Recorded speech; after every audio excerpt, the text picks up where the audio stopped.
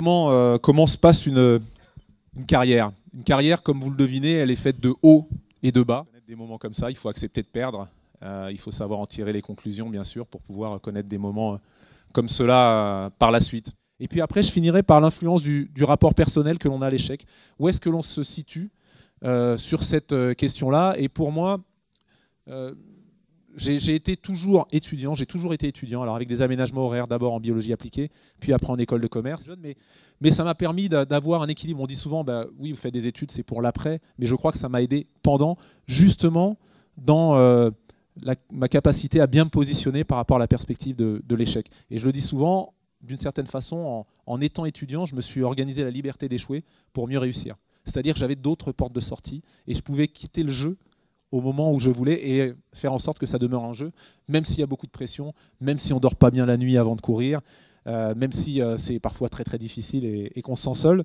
Mais voilà, ça a été important pour moi pour ces raisons-là. Alors si on se situe sur, on regarde l'axe horizontal, c'est la capacité à assumer l'échec. Alors si on est très à droite, on a une forte envie. Moi j'ai essayé de me rapprocher de cet endroit-là. L'envie, elle est là des deux côtés. Mais on se dit, voilà, l'échec est une alternative.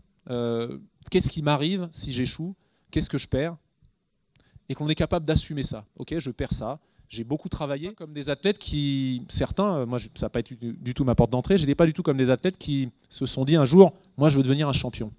Et puis qui ont pris leur licence dans un club, qui se sont dit, ouf, c'est ça l'entraînement, c'est pas drôle. Mais bon, j'ai des résultats, j'ai des qualités. On me dit de continuer, mais ça ne me plaît pas tous les jours. Mais bon, je vais continuer, je vais faire les efforts, je vais faire les sacrifices. Et donc, si vous vivez les choses avec du sacrifice, ben, le jour J, votre capacité à assumer l'échec, elle est forcément diminuée. Parce que tout le sens de votre parcours va venir du résultat que vous allez avoir de son grand rendez-vous. J'ai bien travaillé, j'ai fait beaucoup de sacrifices, c'était insupportable, mais maintenant, il faut que ça paye.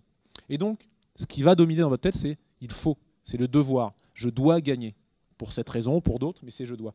Et de l'autre côté, capacité à assumer l'échec, si vous êtes à gauche, pardon, capacité à assumer l'échec faible, c'est le devoir de gagner.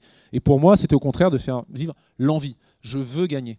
Et dans les blocs, ça m'est déjà arrivé de me dire je dois gagner. Et je sais ce que ça m'a coûté.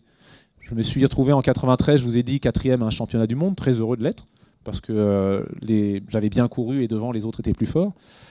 Mais devant moi, il y avait 3 non-européens, un Américain, un Jamaïcain et un Zambien. Et l'année d'après, il y avait les championnats d'Europe. Et j'ai réalisé que j'étais le meilleur Européen ce jour-là. Et je me suis dit, mais tu dois être champion d'Europe l'année d'après. Et je me rappelle que le jour de la finale en 1994, je me réveille le matin, j'avais vraiment mal dormi, mais à la différence des autres jours, je ne me disais pas, ah, enfin on va y aller. Je me disais, si c'est ça, la compétition de haut niveau, je ne veux plus en faire. J'avais une auréole sur mon oreiller énorme, j'avais mal dormi, mais j'avais pas envie d'y aller. Et j'avais l'impression que j'étais pas fait pour ça. Et je me classe 3e, loin de ce que j'aurais pu faire à mon avis. Et après, j'ai compris ce qui s'était passé. C'était la première fois que je m'étais mis dans cette situation de devoir, alors que d'habitude, c'était l'envie de réussir, l'envie de donner le meilleur de moi-même, l'envie d'aller chercher telle médaille qui dominait. Donc, c'est en même temps ce travail sur l'axe horizontal, c'est en même temps quelque chose de personnel qu'il faut interroger, je crois, en tant qu'athlète. Et c'est aussi le système et l'organisation qui va vous permettre de vous positionner.